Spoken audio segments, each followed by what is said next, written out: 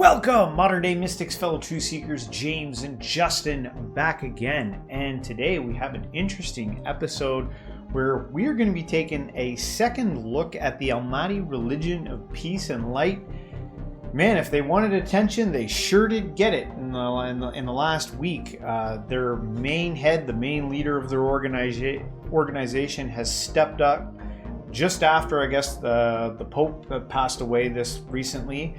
And he's arrived on the scene to say that he is the new Pope. He's saying that he is the Pope. Could you quickly reiterate what the gist of this religion is? You call this a religion, but I think people might get confused that this is like Islam or a sect of Islam. Yeah, this is actually, what is it? I think what they're supposed to be is a fulfillment of the Abrahamic religions. And I do, from watching some of their content, they seem to try to unite the Abrahamics, but also the Hindu faiths too. Like, they're trying to bring the religions of the world together. That's what this guy's doing? Yeah, well, that's what I think that's what they're trying to do. And their prophet is this guy. Yeah, who claims to be a fulfillment of the prophet. Yeah, so his name is Al-Sadiq, and he is supposed to be the latest prophet. He's the most relevant of all the prophets, and you can find his messages to the people on his YouTube channel. But in a weird way, this is not like just Islam or not just Christianity. Yeah. It's like multiple religions compounded.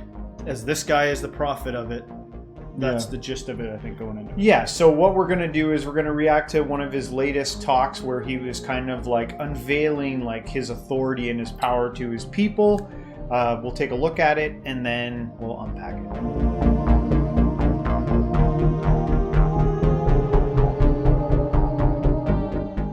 God is with us, my believing brothers and sisters. He has made his choice clear, and he has honored us with this great sign. He conquered the usurpers and the appointees of the devil. For the title of Pope is not an ordinary one.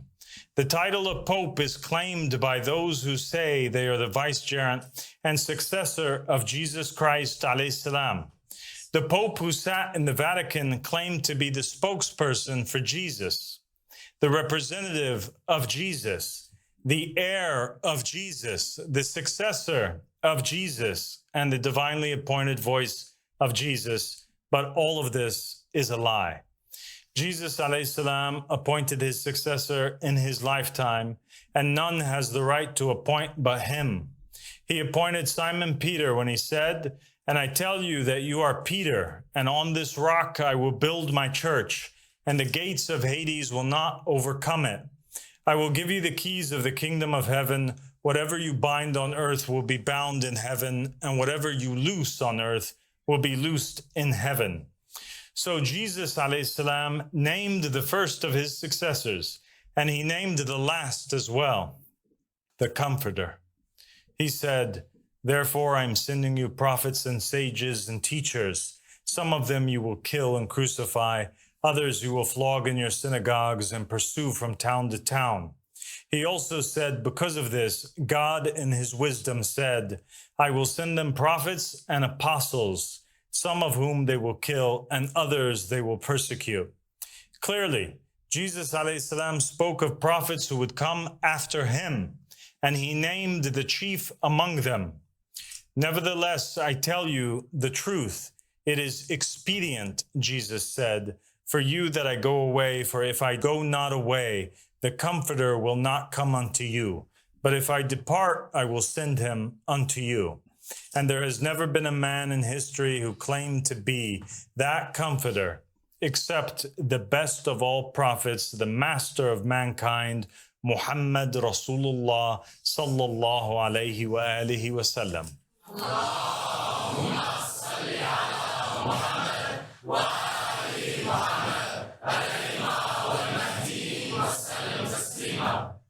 He became the inheritor of the messengers, the successor to Jesus, and the father of mankind, the true Pope. And as every prophet did before him, David naming Solomon, Moses naming Joshua, Jesus naming Simon Peter, so too did Muhammad sallallahu alayhi wa alihi name his successors. On his deathbed, he dictated to Ali ibn Abi Talib alayhi salam that after him would come 12 imams who would be to him as the disciples were to Jesus, except that they would follow in succession. And after them would come 12 Mahdis, the successors of Imam al-Mahdi alayhi salam. The Mahdi, Muhammad ibn Hassan al-Askari alayhi salam, the remnant of God on earth, Baqiyatullah, is the son of Narjis alayhi salam, a descendant of Simon Peter and of Imam al-Hassan al-Askari alayhi salam, a descendant of Muhammad Rasulullah. And so in him is the Jewish blood of the apostles of Christ, the blood of the Christians of Europe, and the blood of the best of creation, Muhammad and Ali alayhim salam. And in the will of the Prophet Muhammad sallallahu alaihi wasallam, it is written the first three successors of Imam al-Mahdi are Abdullah, Ahmad, and al-Mahdi. I am Abdullah, the successor of Imam al-Mahdi alayhi salam, the successor of the Comforter Ahmad, the successor of Simon Peter, the successor of Muhammad, the successor of Jesus Christ. I am the true and legitimate Pope. I am the proof upon the Christians. I am the son of the Muslims through my father, and the son of the Christians and the Jews through my mother. I am the son of the East through my father, and the son of the West through my mother.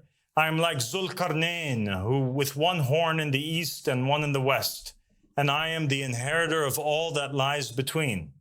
I am more knowledgeable than any false pope, and I am appointed by name in the will of the prophets. My name is also on the tongue of Isaiah, who prophesied of the righteous servant, and he said, he will see his offspring and prolong his days, and the will of the Lord will prosper in his hand. According to you, Jesus alayhi salam had no offspring, and his days were cut short. But I am that servant. I am Abdullah, the righteous servant of God.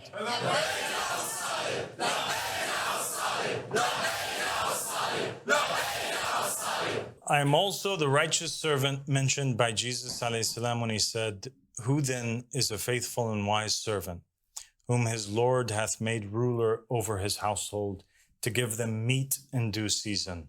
Blessed is that servant, whom his Lord, when he cometh, shall find so doing. Verily I say unto you, that he shall make him ruler over all of his goods.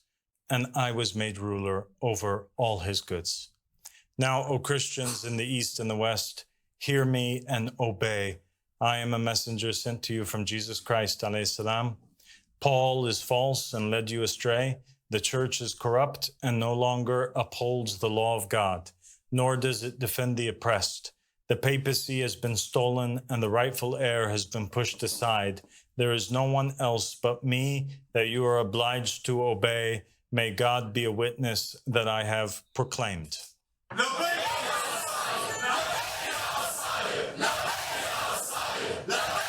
All right, so I was catching a lot of feeds this week on my TikTok, a lot coming from Christians like, the next Antichrist, this guy's the next Antichrist. Not so much from Muslims, though. I haven't heard them speak out because I think the Antichrist in Islam's different. He's only got one eye and he's clearly got two eyes.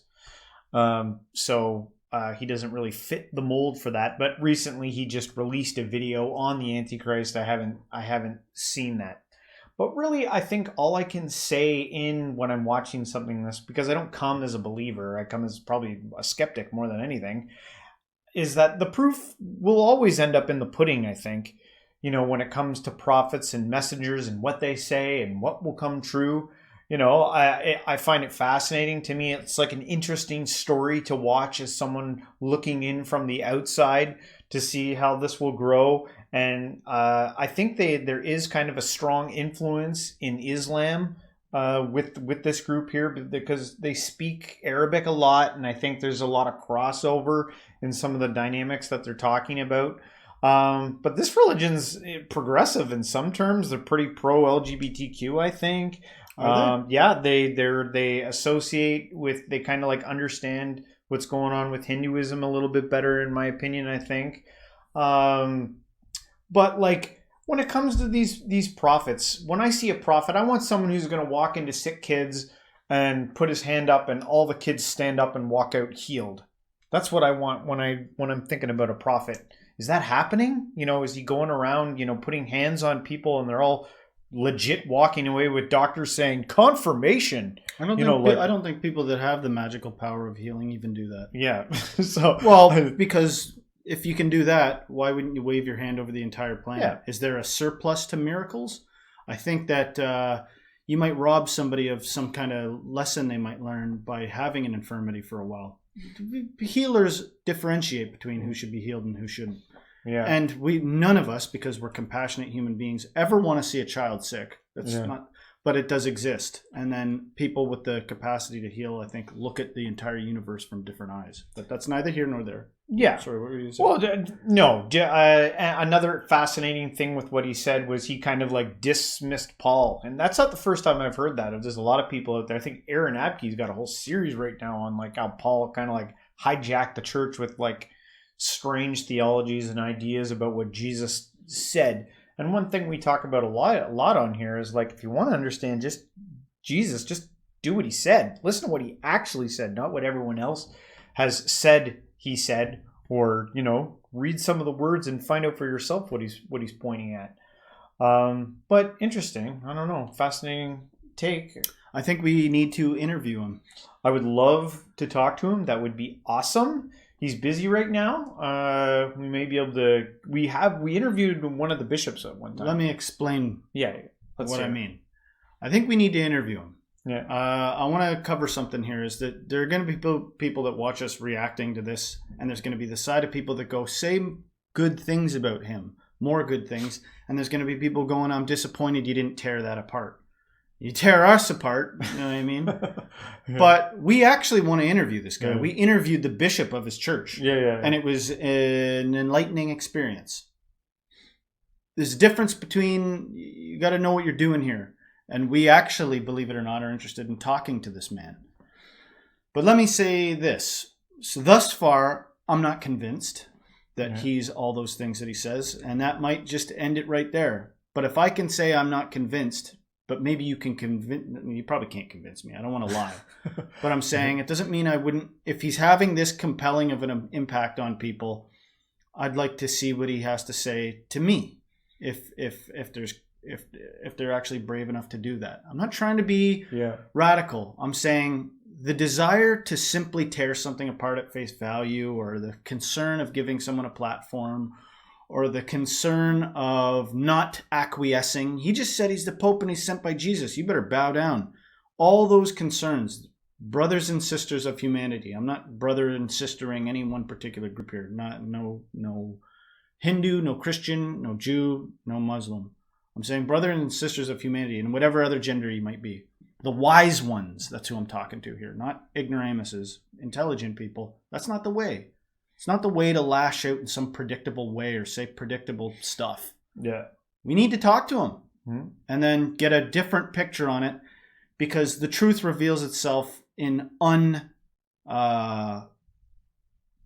spontaneous environments. That's where the real truth of proving that this guy is the Messiah or whatever, the prophet, or proving that something else. I do not think by any chance he's the Antichrist, because I don't buy into the Antichrist narrative anyway. As far as I know, through all the religions that talk about an Antichrist, one of the hallmarks of the Antichrist is they unify the world. I don't see this unifying the world. Even though they say they're the brotherhood of peace and light. That's wonderful, peace and light. There's no room for hatred in peace and light. There's no room for I'm offended, or I'm going to get you, or I'm going to apprehend you, or do something in peace and light. So peace and light is a good thing to be attributed to. But Antichrist, one of the things that they got to do is unify the world. And what a magic trick that would be. If the world's unified, who's not unified? Yeah, are we all going to be punished for being unified? I don't know. I can imagine, and there's quite a few people around here thinking, "Oh, that looks like a cult." Very easy to label things a cult. Yeah, but we've studied cult dynamics on this channel many a times. How's the hierarchy work there?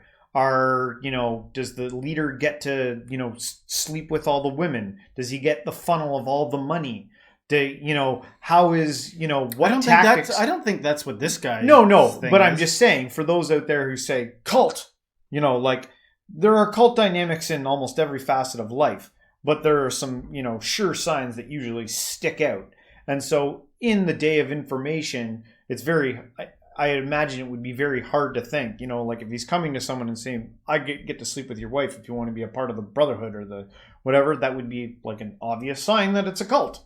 Usually there's sexual. No, that's one facet. One facet. From a reductive standpoint, listen, yeah. I don't agree with one guy getting to sleep with everybody's wives. I wouldn't be part of an organization that does that. But if we're going to talk about cults, you're in one. Not like everything's a cult is what I mean. Your job's a cult. Your ideology's a cult. Everything's a cult already. And so just some tactics are more. One kooky thing ain't more kooky. What's kookier? You know what I mean? If you really stop and think about it, it's not like common sense. It's not like reductive. Like, well, if you're going to ask questions like that, that's ridiculous. Not for the wise. For the ignorant, yes. But for the wise, they are open to deconstructing everything. Yeah. You can't, there's no solid rock to stand on here. It's inverted. And in fact, you float freely in space with the truth. There's no solid thing you can sleep on at night because you've solved it. That's not what we're after here, in my opinion. Yeah. But I think we should interview this guy, and you in the comments, let us know if you think that would be interesting to you. Us two knuckleheads interviewing this guy that claims to be the new pope, claims to be sent by Christ, informs Christians to obey him. Mm-hmm. One of the things that gets me, and this is the second time recording this, but the first time I really went off on it, and I'll just do a way more subdued version of it, is it always sticks with me when people gender God. Because my interpretation of gender is like, if we're going to do gender, then what's a man? Men have certain attributes that seem to be effective in this realm. And then if you go, well, God's spiritually a man. I go, what does that even mean? How do you be spiritually a man? You know what I mean? You got to believe in a spirit first. In which case, refer to the first thing I said, deconstruct everything, and you'll arrive at the truth. Well, lots there. Hopefully you guys enjoyed our reaction on this. We want to know, fill us in. Tell us everything you can about what's going on here. Yes. Fill us in on all the gaps.